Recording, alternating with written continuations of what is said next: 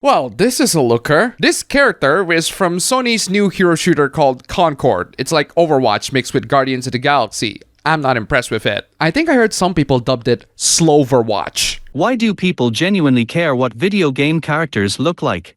Because if they don't look appealing, people aren't gonna buy it. There was a survey conducted by Capcom that asked 10 questions to all the Capcom fans out there. There are 3 things that most people look out for in Capcom games. The first one is obviously the gameplay, the second one being unique and attractive characters, and the third one being unpredictable and exciting storyline. That's right, attractive and unique characters are a major selling point in why people buy games. You can look up the survey yourself, it has a lot of interesting insights. Personally, I played games where characters look ugly as sin, or not even a human being at all. I just want to know if the gameplay or the story are fun to get through. I can't say Concord's characters aren't unique. I don't know why Sony decided to spend money on their hero shooter, and I also don't know why Sony decided to cut off jobs from the physical media department. This was from a couple weeks ago, but I still want to talk about it. Sony cuts 250 jobs from recordable media business because there's a decline for the demands of traditional storage formats and will gradually cease productions of optical disc storage media products, including Blu-ray discs. And there you have it. Here you have another installment of physical media dying once again. It's all thanks to streaming and digital downloads being far more convenient and saving less physical space. So all you people that love physical copies of movies, TV shows, and games,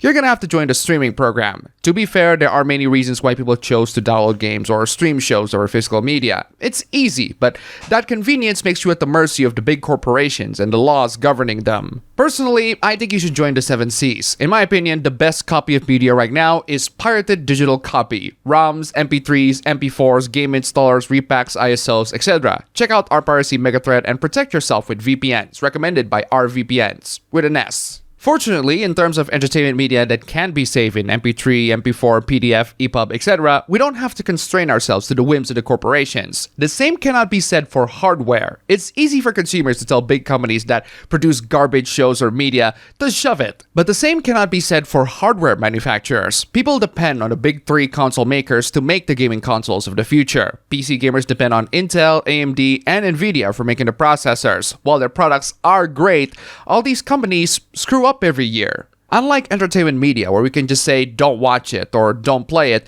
people can't just switch to another hardware, or at least in an instant. It's expensive and time consuming. They have work to do, games to play, people to chat with, executive deals online, limited amount of time chasing dollar signs. When hardware companies screw up, there are 2 ways for you to respond. 1, you opt for alternative competing products, which hopefully still exist in the market, or 2, you buy them used, which has its own risks and problems, but then again, a lot of stuff is better bought used than new.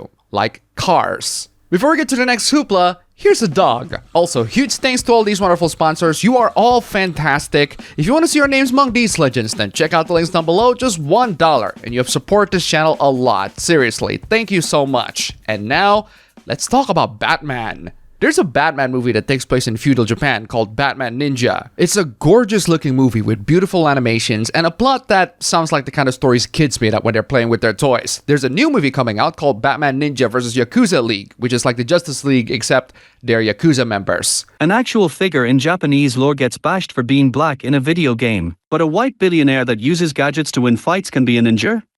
Batman never claims to be a historically accurate character. Also, in many iterations, he's trained to be a ninja anyway, so this is an odd thing to harp on. That's one dumb plot point of the first movie. Batman must learn the ways of the ninja. He already is. As for Yasuke, I don't care whether he's historically accurate or not. Most likely he isn't, but either way, he has a place in fiction. My issue is more on Ubisoft making another trash Assassin's Creed. Just play Ghost of Tsushima, it's a much better game. It's on Steam or the 7 Cs if you want to save money. Oh, sorry, are we talking about video games? Why are we talking about video games when we have bigger issues in the world to discuss? I hate this argument. Not shaming this mother, but the contrast of white mom problems compared to what the women of Gaza are going through seeing their children blown to pieces. I never want to hear a white person complain again. Well, clearly you care more about the struggles of the women in Gaza than the struggles of this women, so you have contributed nothing to this conversation. All you did was to go after people's problems and be like, oh, shut up, other people had it worse. Yes, other people had it worse. So what? What do you want us to do? Not tell people about the problems that we have because others had it worse? You want us to help the women in Gaza? You want us to fly there? You want us to make donations? Sorry, but their plight is none of our moral obligations. Most people have their own issues to deal with that are more important and more critical to their life. I trust people who are honest about their selfishness than those that lie about their selflessness. Speaking of honesty, I appreciate this person for being honest about their horrible parenting. This person is delusional. So, I might have raised a messy 17-year-old son, but he sure is smart. You're welcome.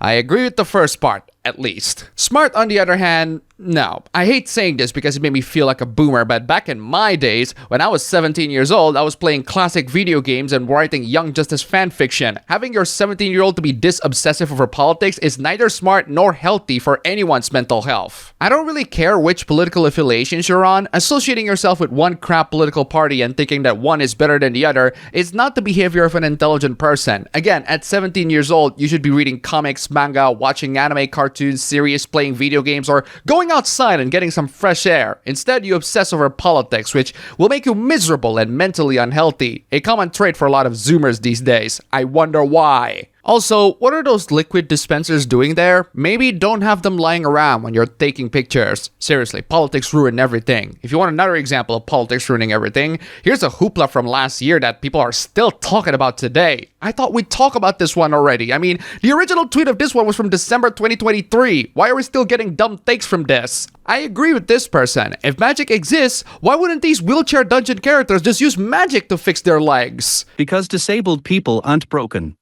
Yeah, sorry to say this, but they are. They absolutely are broken. Any disabled person would love to not have a disability. Disabled people are just as much of a human being as anyone else, but they do have physical limitations that don't allow them to be in certain areas, such as battlefields. I legitimately can't think of a single way that someone in a wheelchair would be a hindrance to the rest of their party, so enlighten me.